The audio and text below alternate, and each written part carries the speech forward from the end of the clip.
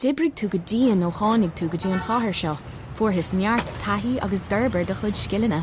I ngacháte éigean tú, fecinn tú rud éigean a chabhraigh tú a thógáil, ach inis tá tú ag féchant ar an todhchaí, agus beidir go bhfuil tú ag smaoinemh ar an áit as a dagan tú.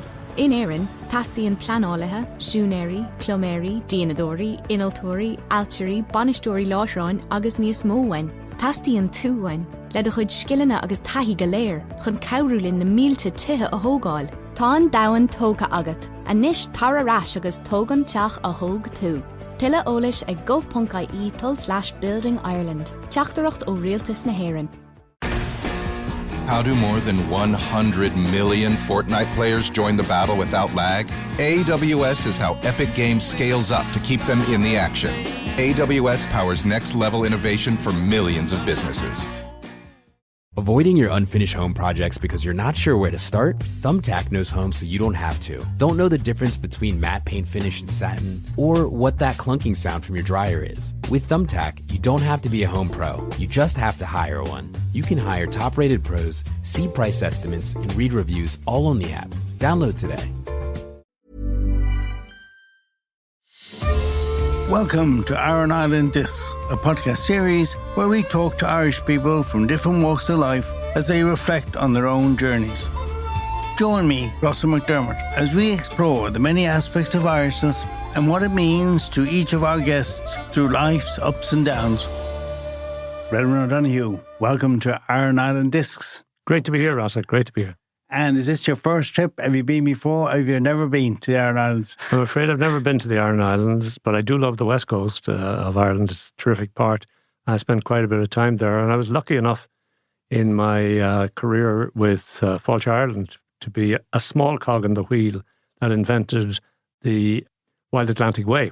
Oh, yeah. I was a small cog, but one of the brainstorming sessions we had when tourism had fallen off the edge of a cliff back after the crash and everything like that, and we were looking for ways to inject some meaning into Irish tourism, but also to get people to the West Coast, because research showed that about 80% of all visitors to Ireland go to Dublin at some stage, and one of our challenges was, given by government, was to get people over to the other side of the Shannon, over to the West Coast, and we were always trying to think of ways, and the Wild Atlantic Way, which turned out to be even far greater success than we thought it would be. In fact, it's one of the great brand stories of the last 20, 30, 40 years in Ireland. No, it's gas, because I was there in May, and you go to Clare Island, and you see the signs out, and now intuitively you know what that logo means. Exactly. But when it started out, I was even said to myself, well, I don't know, what's this? Yeah. It's amazing. Wild Atlantic Way. It's amazing, and of course the great thing from a business perspective is it was there for thousands of years, from Malin to Mizzen, and really all we had to do was market it, brand it, put the signage on, which was all relatively low cost. It was the creativity of two great colleagues of mine at the time, Sean Quinn and John Concannon, two great marketeers who really deserve the credit for coming up with the Wild Atlantic Way. And where's your favourite place in Ireland if you haven't been to the Aran Islands? Where would your hideout be now? Well, I love the West Coast, of course, but I also love West Cork and Kerry, some great things. But I go to Clifton quite often, and I stay in the wonderful Abbeyglen Hotel on the Skye Road. And to me, the Skye Road is, in its way, as beautiful as the Ring of Kerry. There are some wonderful sites there, and I stay in the wonderful Abbeyglen Castle Hotel with a great friend of mine from my tourism days, Brian Hughes. It's a new world. I forget everything, every worry I ever had, and I stay for 3 or 4 days, and it's wonderful. But it's a great country when the weather is good. I mean, I've been to Aran Islands 3 times, always a good weather. Yeah. And Clare Island, stunning weather in May. Yeah. It's a different place in the rain, but when it's stunning, it's a great country. Isn't Absolutely. It? Well, we were, I think it was last year or the year before, in Ishboffin. And luckily, it was lovely. Yeah. And it was kind of a walking holiday. Yeah. And we did a fair bit of walking, more than my legs could do, actually. But it was superb. I loved the holiday, and it's a gorgeous island. Yeah.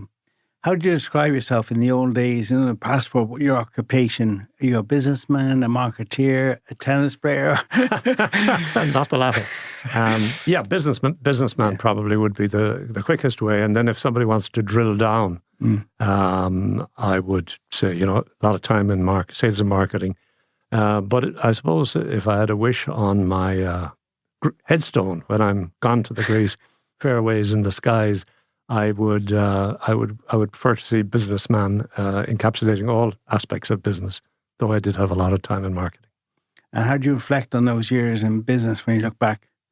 Oh, Lord above, there were The good, the bad, the ugly? the bad, and it was a roller coaster. There were some great times, and there were some very, very difficult times, and both are character forming, to say the least. I would have preferred the script when there were the good times, but you have to work. But it's not like that. I mean, business isn't life like is that. not It's like not that. linear, and we learn that in hindsight. At the time, it always looks projections are bang bang. Absolutely. Every business goes through that, and you have to be able to weather that storm and come back smiling.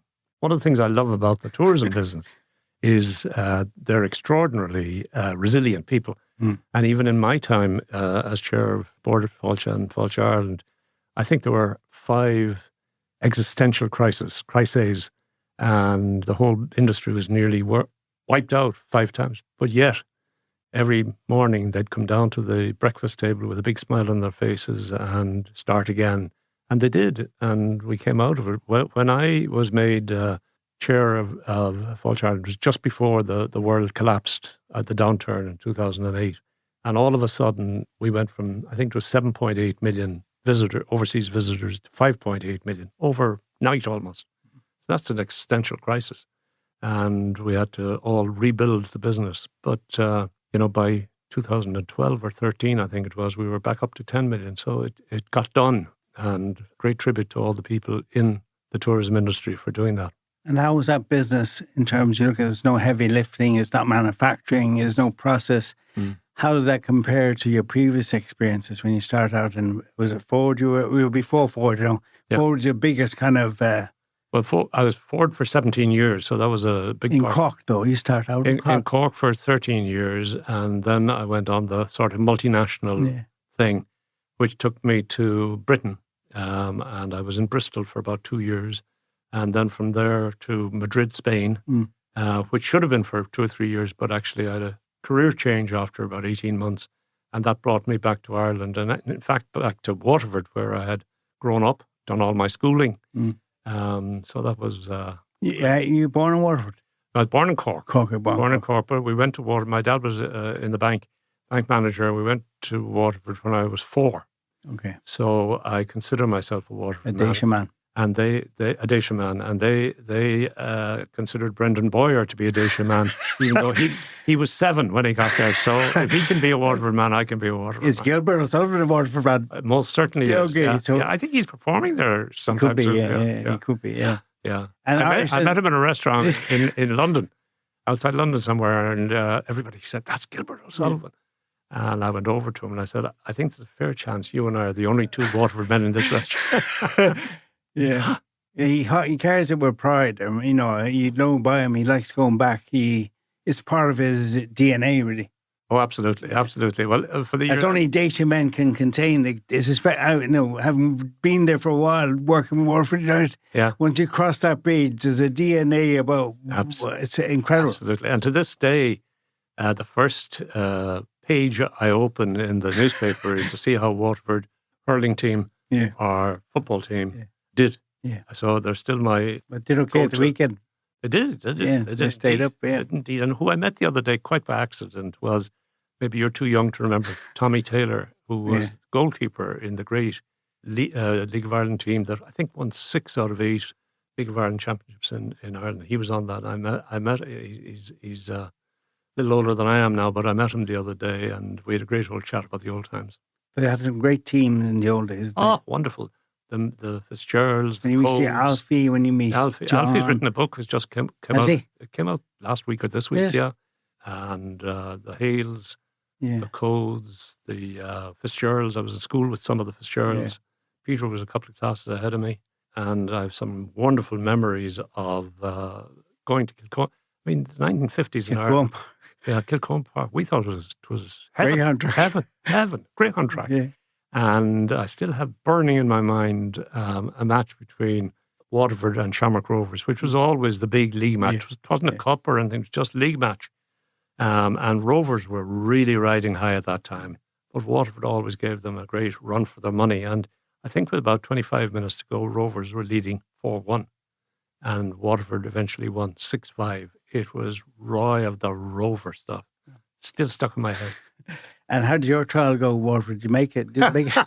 I did play a bit when I came to UCD, and I played soccer a bit in Dublin. I got a great kick out of it, all right. But no, I didn't get a try. But a few in the class went over to Arsenal as teenagers, over to United and so on, to see if they could make it. And what was your sport of choice then?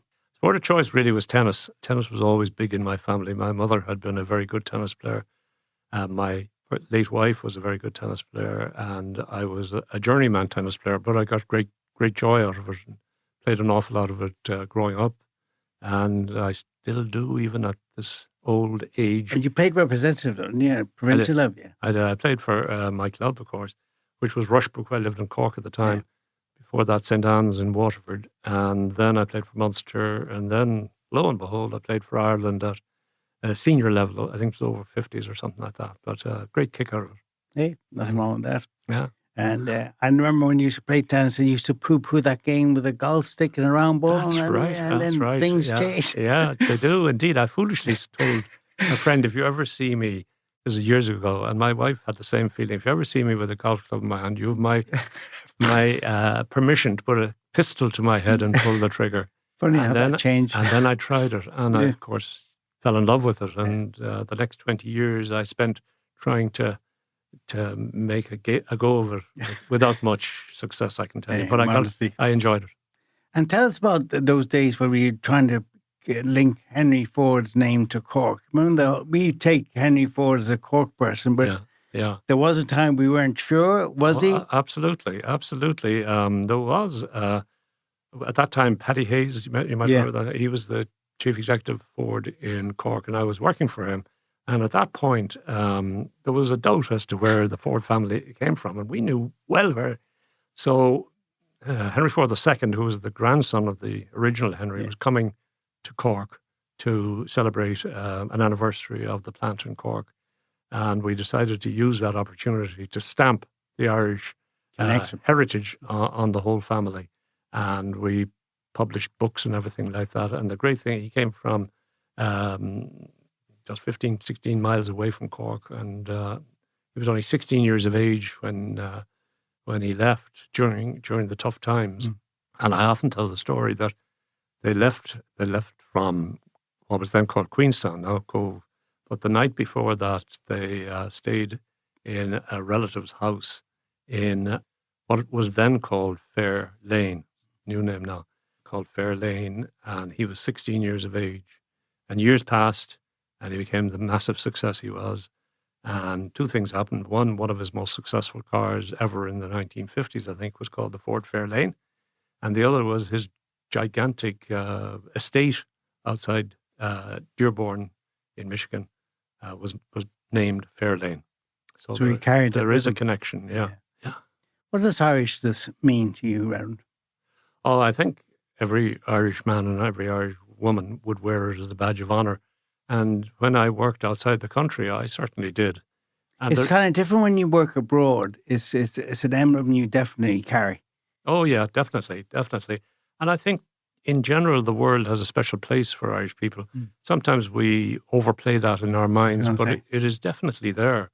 And it is very different than being from Wales or England or indeed Sweden or something. There is a special place. And I think it comes from the ease with which Irish people interact with other people. They have a way, they have a love of fun, and people enjoy their company. In the main, you can't generalize. But generally, I think they are liked and regarded, and I certainly wore it as a badge of honour. But you also saw it at a professional level, did you, doing the Fáilte Ireland work? And obviously the brand, the Waterford Crystal, was very associated with Ireland. Very. So that must have got close and personal. Absolutely. And that was one of the great joys of my life when I was working in Madrid and I got the opportunity to join Waterford as, at that time, its sales marketing director. And to come home, number one, which was what we always wanted to do. I wanted to kids who were very young then to go to school in Ireland, to come home to the land of to the county, the city of my upbringing, and to join an iconic Irish brand. I've often said it, there are only 5 truly international Irish brands: Kerrygold, Jameson, Guinness, of course, Bailey's, and Waterford. There are only 5 of them. The rest, even Ryanair is European, it's not worldwide, probably will be someday. And they do a fantastic job. But that was a great thrill. And the other thrill was to be working in an international capacity. Before that, I was in charge of the sales of Ford cars in an area or region, or Spain, a country. But to be in charge of the sales and marketing of an iconic Irish brand throughout the world, particularly the big markets, was a wonderful experience. And to be led by a man who had made his name, he was the first major Irish international businessman, Tony O'Reilly. Oh, absolutely, yeah. I mean, we used to look up to him. We used to eat beans really because of him. You know what I mean? Well, I mentioned Kerrygold, and he was the man who created Kerrygold all those years ago. And then he led the consortium that acquired a controlling interest in Waterford Wedgwood, as it was then in 1990. And then I worked very closely with him for the next 25 years or something like that, which was a great thrill to see that brain working. And as we all Irish people know, he was a gifted person. Whether people liked him or not, that's up to them. But everyone knew he was gifted. He was a gifted rugby player. He was a gifted business person. He was a gifted raconteur. He could even play the bloody piano. He could. Yeah. Right. But he was also great company. When we worked very hard. But I think in the 20 odd years I worked with him, I don't ever remember having a big argument or fight. We may have disagreed here and there, but we didn't ever have a big selective memory, you think? Probably. God bless them. And to work for a brand like Waterford Crystal, what did it mean to you, the people, and to see its ultimate sad demise through circumstances beyond everybody's control? Yeah. Well, as I say, I was very proud to do it, and I wanted to live up to the success of my predecessors who had taken this in the 50s from almost nothing to being such a success story, particularly in the US.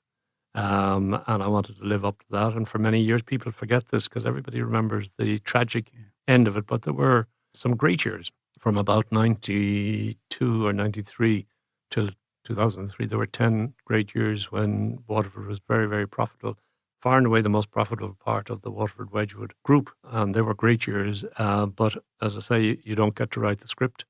And then roughly around the time of September 11, which had a very serious effect on luxury goods in the United States. I remember going, as soon as we were able to fly to America after September 11, maybe 2 or 3 weeks later, and I walked Fifth Avenue, and you could play seven-a-side football in all those glorious luxury goods retail outlets, the Gucci's and the Hermes, all those. There was just nobody in. And the whole luxury consumer products business took a huge dive.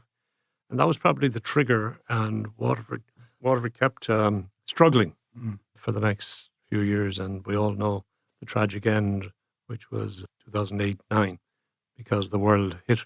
I was 50 years in business. I saw maybe 4 terrible downturns, but without question in my mind, the most awful one was the downturn of 2008-9, with banks failing, with governments all over the world bailing out banks, and that took enormous amounts of money. And that went on for 3 or 4 years. And sadly, Waterford just couldn't survive that. And you take these failures personally? I don't think I take it personally, but obviously I would have wished it to be very, very differently. I would have written the script very, very differently. I had retired from executive role in 2005, so I wasn't quite as intimately involved as 2000, when the real squeeze came in 2008. But I was still on the board at that time, and it was a disaster. Boost Mobile is now sending experts nationwide to deliver and set up customers' new phones. Wait, we're going on tour? We're delivering and setting up customers' phones. It's not a tour. Not with that attitude. Introducing Store to Door. Switch and get a new device with expert setup and delivery. Delivery available for select devices purchased at boostmobile.com. Dibrig tú go dín ó chánig tú go dtí an chathair seo. fuair his neart taithí agus d'urbair de chud scileanna. I ngacháte éigean tú, fecinn tú rud éige na chabhraigh tú a thógáil, ach inis tá tú ag féchant ar an todhchaí, agus beidir go bhfuil tú ag smaoinemh ar an áit as a dagan tú. In Aran, tastaíonn pleanálathe, siúnéirí, ploméirí, díanadóirí, inaltóirí, altíirí, banistóirí láithreáin agus níos móhain. Tastaíonn túhain, le do chud scileanna agus taithí go léir, chun cabhrúlinn na mílte tithe a thógáil. Tá an dahan tóga agat, a níos tar arás agus tógan teach a thóg tú. Tuile eolais ag gov.ie/Building Ireland. Teachtareacht ó Rialtas na hÉireann. Not just for me, but for the thousands of people who worked for Waterford Wedgwood around, well, at one stage, the entire group, including the overseas companies and Wedgwood and Royal Dalton and Allclad, we had about 13,000 people in the group. And sadly, by 2009, that was all gone. And what does resilience mean to you then, getting through these challenges on a business level? Is it arm's length? Do you don't take it emotionally or personally? You just move on? Yeah, resilience is a terribly important quality in a business manager. I've no doubt about that. I often think that if I ever write a book, which I never will, I would call... Are you sure? I would call the book The Meat and the Sandwich, because an executive is the meat and the sandwich. On one side, there are investors who want a reward for their capital. On another side, there is employees who want their jobs to be secured. Along with that, you have customers, and the meat and the sandwich are the executives who have to make that happen quarter after quarter, year after year, and it is unrelenting. So when things go down, you do need resilience, and many times there were many downturns in those years. And the biggest, I think I mentioned it earlier, the biggest example of resilience I saw was in the tourist industry, where a catastrophe really came 2008-9. I mean, planes were almost empty. And the tourist industry just knuckled down, reinvented itself. We came up with The Gathering. I don't know if you can remember The Gathering, which was, it was even more important than the business it generated, because it regenerated That was Dave McWilliams, was it? Was Dave McWilliams involved in some of those things? There was a time when people were trying to get us all together to come home. Yeah, that's right. That's right. Yeah. And we came up with that, and it worked, again, much better than we thought it would work. We thought we might get 50 or 100 gatherings around the country of all sorts. In the end, there were 5,000 gatherings that year, 2013, 5,000 from people with red hair in one place, from lighthouse keepers in the Hook in County Wexford, to all sorts of people, the power clan in Waterford, and so on. But 5,000 gatherings happened. But the real thing, I mean, it obviously brought in a couple of 100 million, but it re-energized the industry, and it showed the industry that there was a future out there and that they could do it. And it also was great, I thought, because it was one of those programs that you don't get it very often, which was from the ground up. There were no grants, or very few anyway. There were no grants, because the first question you get when you have a new program in tourism is, what are the grants? What are the grants? The answer was, there are no grants. This is up to your creativity in every city, town, village, parish, all over the country. And some marvellous, magnificent creativity came out. And it was all ground up, not top down. And what is about Irishness? I know we're modern, I know we're literary geniuses, we claim. How would you describe Irishness, having done it the way you've done the brand, Borfalcha? Yeah. You met somebody who lived. Being Irish is what? I think being Irish is special. It's definitely very special. But do we overplay it? Do we think... we probably do a little bit, but there is a lot in what we think. There is a lot in what we think. Because in the UK, it's a different Irish than maybe in Spain and the US. And the US, exactly, yeah. It is a different... There's a different... but the British probably love the Irish more than the other way around. Yeah. I wonder why. But it is a special thing, I think. And I don't think we overplay it that much. And if there are any selfish, iconic moment you like to talk in the bar in Fitzwilliam of achievement you like to share, of sporting? Oh gosh. I'm far too humble to Go on. There are a number of people I play tennis with in Fitzwilliam, and they're dying to know how good were you. You see, Yeah. and they How kind of, good were you, Redmond? they kind of circle the wagon. They're never asked direct question, but did you play Class 1, which was the gold standard in Dublin tennis and so on, which I did when I was in college here. But I was telling them one day when they were probing me, I said, did you ever hear of Sean Sorensen, who was Ireland's best tennis player at the time? A lovely guy I knew growing up. And they all heard of Sean and had high regard for him. Well, I said, I beat Sean. That's how good I was. The only trouble with the story, I said, is I was 25 and he was 11. It still counts him. Yeah, I still beat him. And for years I had the clipping from the Cork Examiner. Unfortunately, when I moved house, it got lost. But still true. Still true. Yeah. In terms of personal resilience, without trampling on your personal life, you had a few moments in your own personal life where it was tough. The passing of Anthea, who had motor neurons, which must be a dreadful... It's a dreadful disease. We all saw it with Charlie Bird. And Anthea probably was lucky, if you can say that, with motor neuron, that she was diagnosed in February of 2018 and she left us in November. So it was 1,000 days. It was, less. What's that, 9 months or something like that. So it was relatively short, but it's awful. It's an awful disease. And we saw all the great people who operate in the motor neuron disease, and we tried to be helpful to them. They asked for the files and so on. Of course, we gave those, and they tried to be helpful to us. But it is unfortunately a terminal disease, and sadly, she left us in 2018. Oh yeah, Joan Egan, I know, who was involved with Riverdance for years. It was tough. Oh, it's tough. It's tough. Tough. And how would you dig deep? How do you get yourself through? You always strike me as a very upbeat. Well, you must be tough. I wasn't at that time, I can tell you. How could you? That wasn't easy. My kids were terrific, and they came around me. Chris, and I think you may have met Lynn, but they were both very young when you met them. But they were terrific support to me. You just have to get on with it.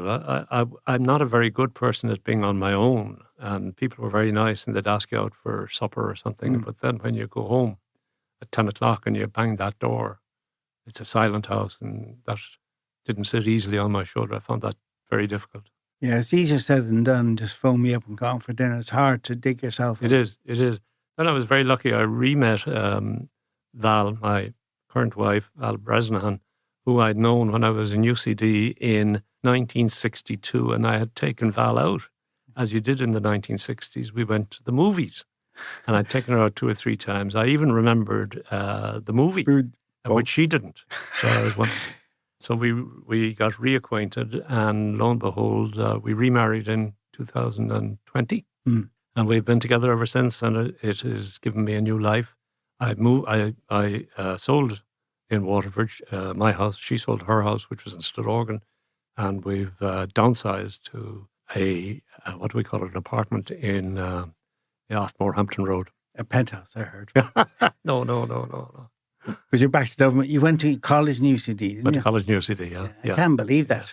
Waterford Cork man come to Dublin to learn. That's right. The funny thing about Waterford, it always looked much more towards Dublin than it did towards Cork, even though Cork was, before motorways, Cork was fractionally nearer. Yeah. But I always found that strange. I think it was the rugby matches and the soccer matches and the Gaelic matches. Everyone kind of came to Dublin for All-Irelands, and not that Waterford was in Actually, you're talking to one of the very few Waterford men alive who saw Waterford win an All-Ireland in 1959. Wow. Well, I have to be honest, I saw the drawn match. There was a replay, and Waterford beat Kilkenny in the replay. But I count myself as one of the few who has seen Waterford win an All-Ireland, and I hope I'll see it again before I go. You will. Yeah. And if you met people now who are thinking going into business, you recommend it as a way of life? Oh gosh, I would. Yeah. It's changed an awful lot since my time, of course, and all this AI and ChatGPT, all this sort of stuff is totally. Do you ChatGPT? Do you? I do. My washing machine broke down recently, and I ChatGPT'd its solution, and it was very, very easy to understand. Is it? Mind you, I got a neighbour to help me. But it is good. Yeah, no, I mean, obviously, business evolves all the time, as it should do. But I've heard you mention this thing, the sigmoid curve. Sigmoid curve. Yeah. I found that fascinating because that is what life is all. That sums up what life is all about, isn't it? The older you get, the more sigmoid curve you feel. Absolutely. And Explain that. Well, I'll tell you a little story. I happened to be sitting next in Waterford, black tie dinner, sitting next to Alex Ferguson when he was at the peak of his career. And he came to Waterford. There was a great tie between Waterford and Man United. Shea Brennan would have had a lot to do with that. And he came over and he was meant to be sitting next to the Taoiseach. Right. The Taoiseach got marooned. The company or the government jet, the government jet couldn't leave Cork, and I became Taoiseach for a night. So I had a great time sitting next to Sir Alex, but I also used the sigmoid curve, as you ask about it, in my remarks introducing him. And the sigmoid curve is a very simple concept in business that says that everything in life, whether it's business or football or any sport or love affairs, there is a cycle, and things go up and things go down. Simple. And the sigmoid curve really says that in business, the time to make a step change is not when things are at their peak or on the way down. It's when they're on the way up, because that's when you have your best opportunity. The reason I brought it into the Sir Alex thing is you're probably old enough to remember that after they'd won the double, he let Kanchelskis. Yeah, I couldn't believe he let Andrei Kanchelskis go, one of the best players. Yeah, Kanchelskis. Who are the other two? Paul Ince. And the third one was Mark Hughes. Hughes, who had been the cornerstone of that great double winning. And we woke up one morning and the three of them were gone. And we all said, is he gone mad? Is he gone mad? Yeah. And a year later, they had the treble. Yeah. So he did exactly what the sigmoid curve calls for. But people don't realise that when you're in a high in business, anything, people don't realise that's the time to... Absolutely, the time to invest. And the thing in a public company where you have shareholders, as I was talking about, everybody wants more. Yeah. And it's very hard to say, we're going to ring fence this now because we have to. Actually, the Irish government is doing it a bit with the windfall from the corporate taxes. Yeah. And there are these rainy day funds, which is very wise. Maybe there should be more in them, but it's very, very wise to do it. And I applaud them. But you should be doing the same in business and ready to invest, not when it has to be done, but when you have the wherewithal to do it. Yeah. And if you're looking at Crystal now, there's no place for something like Waterford Crystal in today's type Scandinavian lifestyle. Like brands do it in their own inert way, move on as well, don't they? They do. And I think I said a little earlier, in the world of branding, you have to reinvent yourself all the time. And we started reinventing Waterford. Not everybody applauded it in the 90s and 2000, in the 90s particularly, where we tried to make it younger, more modern. We created a sub-brand called Marquee by Waterford because we could see that sophisticated people were going to say, I wouldn't drink wine out of a heavily cut goblet. Some people would. And as a consequence, we brought in a very clear-cut.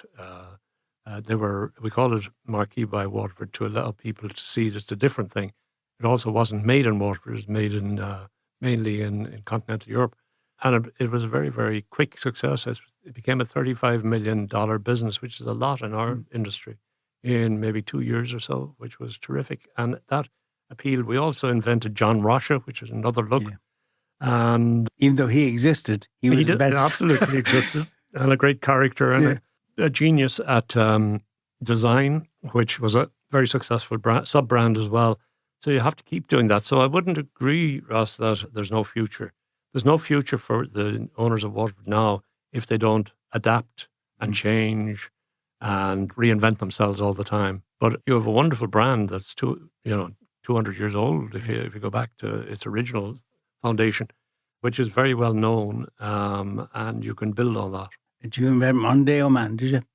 Sorry? Did you invent Mondeo Man? Mondeo Man. Oh, Mondeo Man. Oh, yes, yeah. I didn't invent Mondeo Man. I didn't even invent Mondeo, but I sold Mondeos, and a great car it was. But Ford had that perception as well, which they try to shake off by going to a world of rallying and things like that to be even more dynamic, more youthful, more energetic. Yeah, and to my surprise and horror, Ford dropped out of motorsport after some great successes.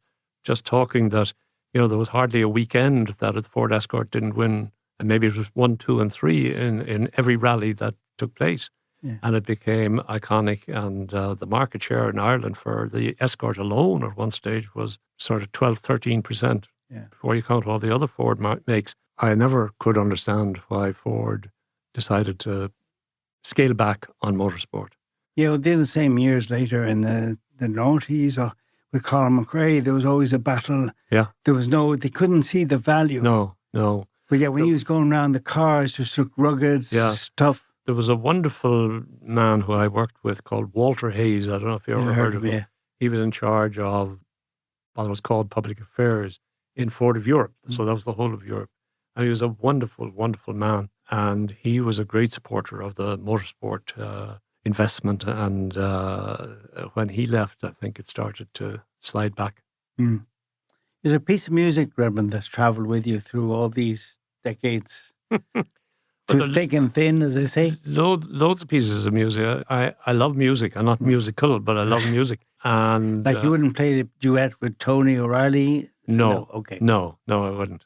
Loads of pieces of music that have resonance for me. But I think if I had to pick one, which you're putting me on the mark pick 2 or 3. Yeah, I would pick Bridge Over Troubled Water, because first of all, it's a beautiful song. Simon Garfunkel did a great job with it. And in a minute, I might tell you a little vignette about that. It's a wonderful piece of music, but also the image of the troubled water, which is the trouble, and the image of the bridge going over it, which is the solution to the trouble, or the resilience, to go back to your question, had a psychological impact on me. And I think it is a wonderful piece of music. But the story is told that, am I allowed to use bad language on? Well, yes. Yeah. Go ahead. The story is told that on the first occasion Bridge Over Troubled Water was ever sung was in Madison Square Gardens, and Simon Garfunkel sang it. And the place went bananas. The whole full house, Madison Square Gardens, standing applause, and he had to do an encore. He had a second encore and a third encore, and the place was still going wild. And Paul Simon was to be seen behind the curtain, kicking the wall, saying, "I wrote the fucking thing." I'm not sure if it's true, but it may be apocryphal, but it sounds as if it could have been. Yeah. And a quote that's travelled with you? A quotation, some words from someone? Yeats's phrase, which we've all read, or a rhyming couplet, "Think where man's triumph begins and ends, and say my triumph was I had such friends," if I've got it right. And I think that's a lovely couple of lines, because friends and friendship have been terribly important to me. And I still hold very dear friends I had when I was a teenager. Wow. And early 20s and all that sort of thing. A lot of them came to me through sport. Some even in my time in Madrid when I first met you. But friends and friendship are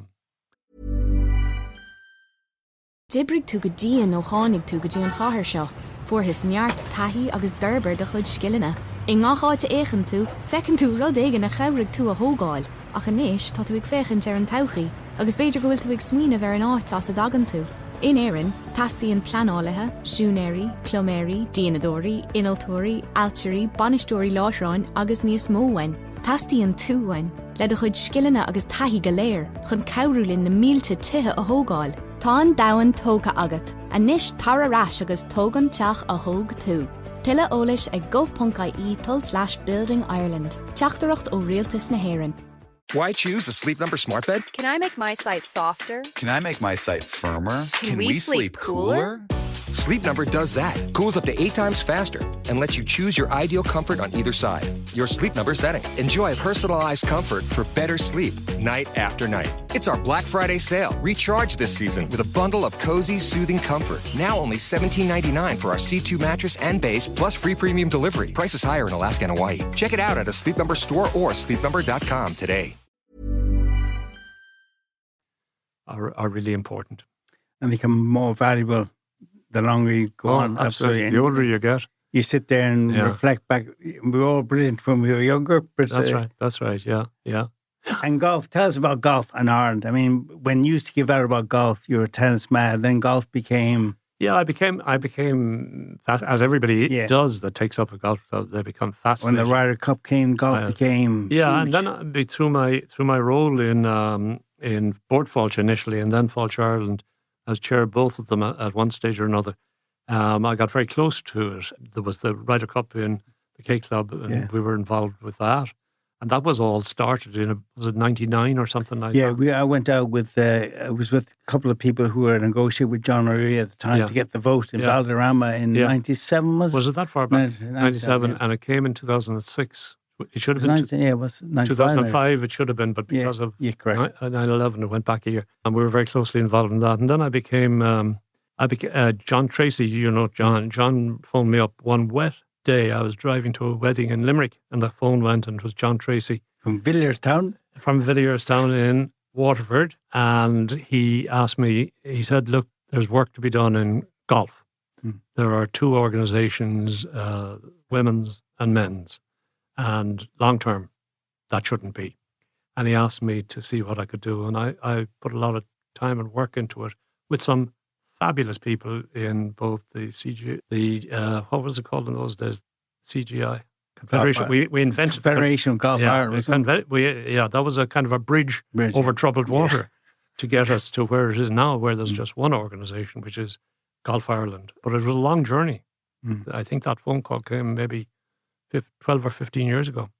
Yeah, well, I remember being at Valderrama when the word was, we got the vote that time. That was incredible to believe. Yeah. And people forget how powerful Seve was as well in making Europe such a part of the Ryder Cup rather than GBI and UK and stuff like that. Absolutely. And other courses. Now I think it's a bit of a circus. Goes everywhere every few years, but it's a huge event. Huge event. And the idea that it come to Ireland was actually incredible. It was very visionary, I think, of the government to put its shoulder behind the wheel.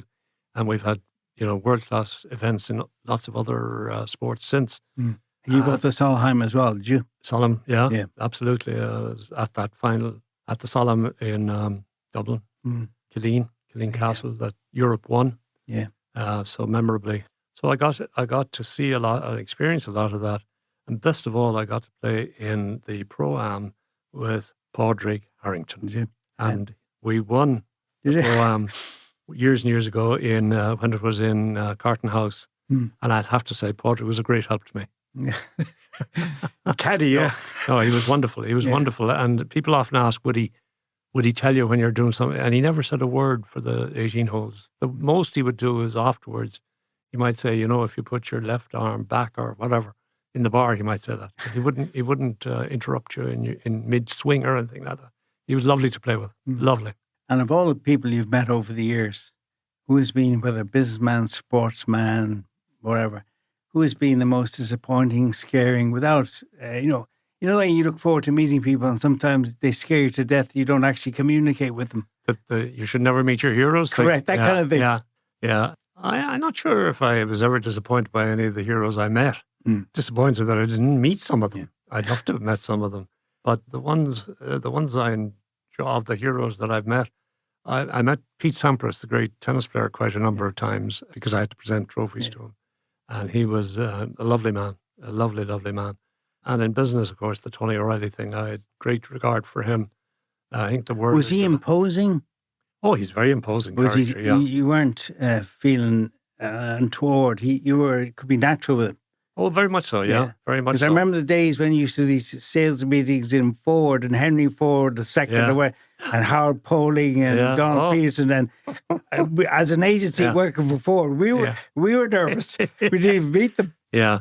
No, there was never that fear factor. I mean, he was a very demanding man. If he lived his life in business terms by the numbers. And if your numbers were good, you'd have a charmed life. When we had about 9 or 10 years where the numbers were always going well, and might have a phone call from him 2 or 3 times a year. But when the numbers started going badly, I could have had 6 or 8 in a day from him. No, he was terrific to do business with, and very charming. He had a great skill, because in business, as you probably know, there are books of data. So easy. Yeah. And he had a great skill of distinguishing the wheat from the chaff. In a book. He could see the real germ of the issue very quickly, which is great skill. And when you were sitting in Ellsworth Terrace, I presume, studying, did you think this is where you'd end up? And looking back, how did you join those two lines of what you thought you were going to do and where you ended up doing?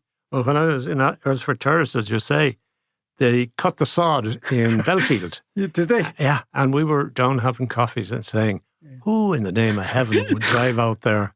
And now I think is there 25,000 people in Belfield or something like that. Look, we still used to stay there when I went there. Yeah. You know, who put a college out here in the middle of nowhere? That's right. So they had great vision, and well done to them. No, I had no idea.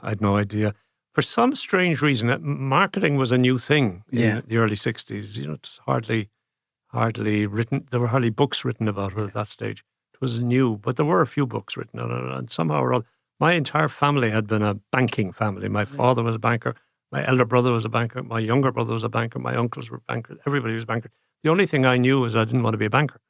And this marketing idea, I said I'd like to learn more about that, and I did. And it's a fascinating subject, and I've enjoyed every minute of my marketing career.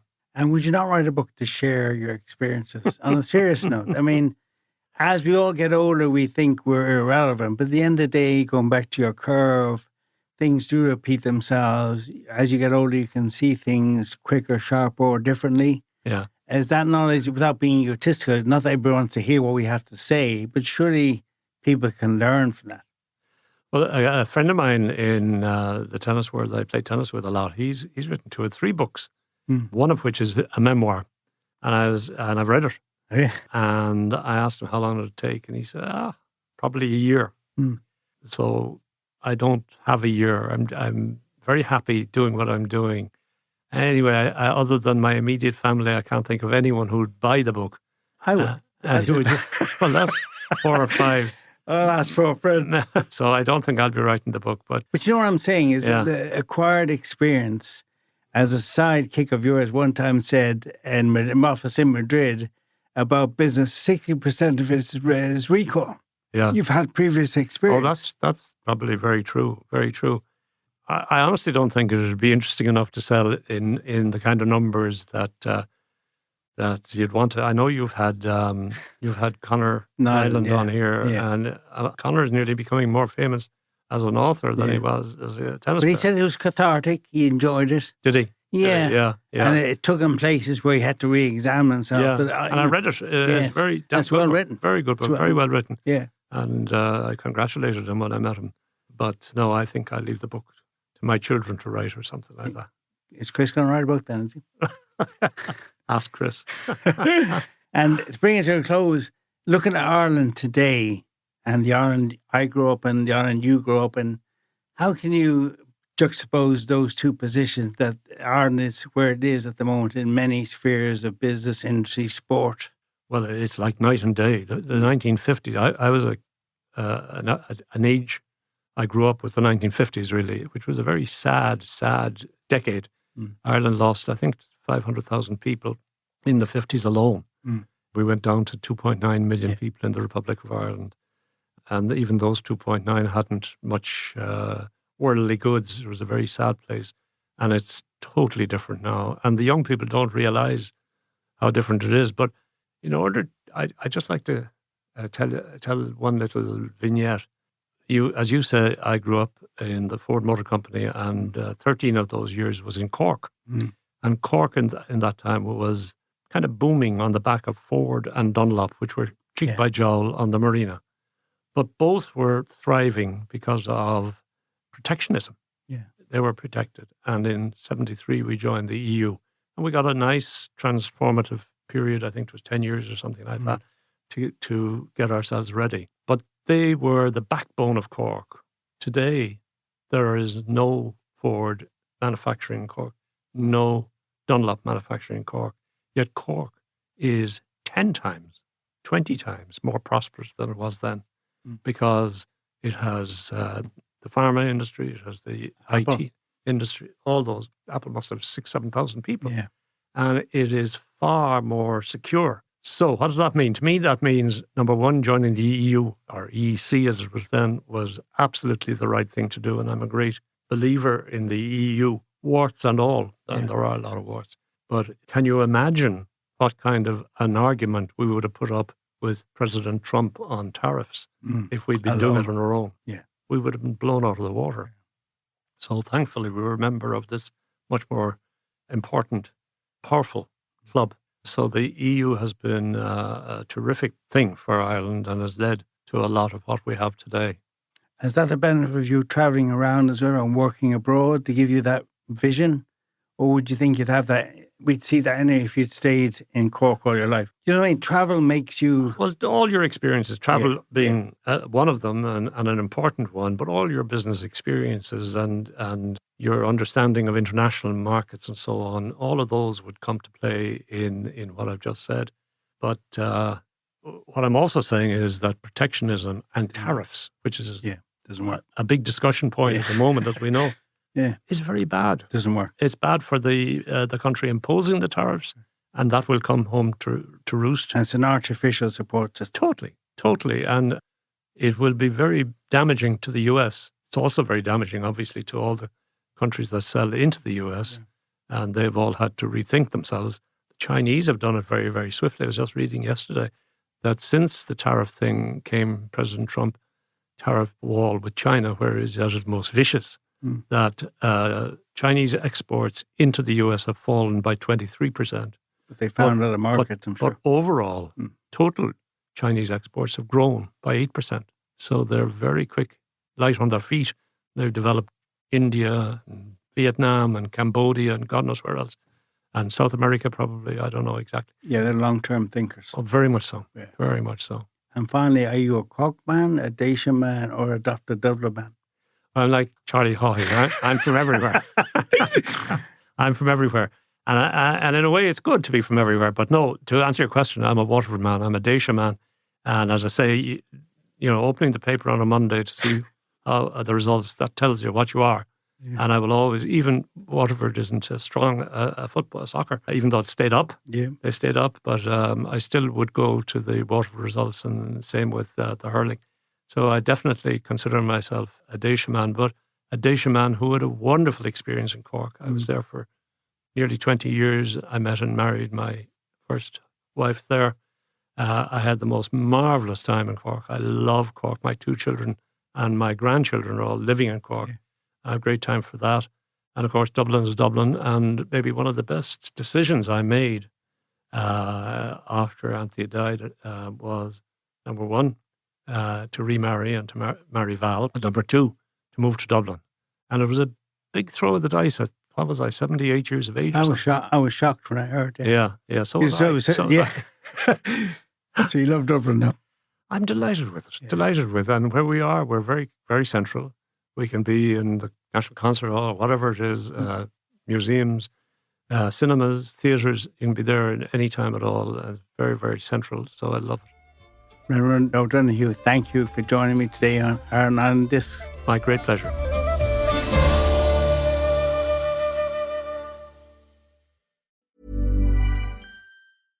Hi, this is Robert Mays from The Athletic. This time of year always gets busy, but that's when having Peloton in my life really makes a difference. The new Peloton Cross-Training Tread Plus, powered by Peloton IQ, helps me fit in great workouts no matter what's on my schedule. It's Peloton's most advanced equipment yet, giving you real-time guidance and endless ways to move. Peloton IQ plans your workouts, tracks your progress, and corrects your form so you can train smarter and make the most of your time.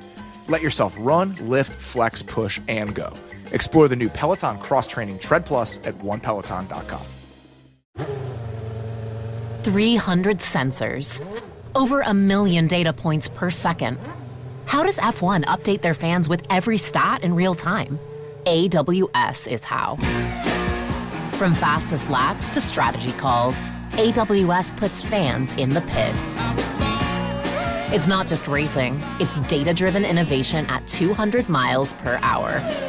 AWS is how leading businesses power next-level innovation. Why choose a Sleep Number smart bed? Can I make my site softer? Can I make my site firmer? Can we sleep cooler? Sleep Number does that. Cools up to 8 times faster and lets you choose your ideal comfort on either side. Your Sleep Number setting. Enjoy personalized comfort for better sleep night after night. It's our Black Friday sale. Recharge this season with a bundle of cozy, soothing comfort. Now only $17.99 for our C2 mattress and base, plus free premium delivery. Prices higher in Alaska and Hawaii. Check it out at a Sleep Number store or sleepnumber.com today.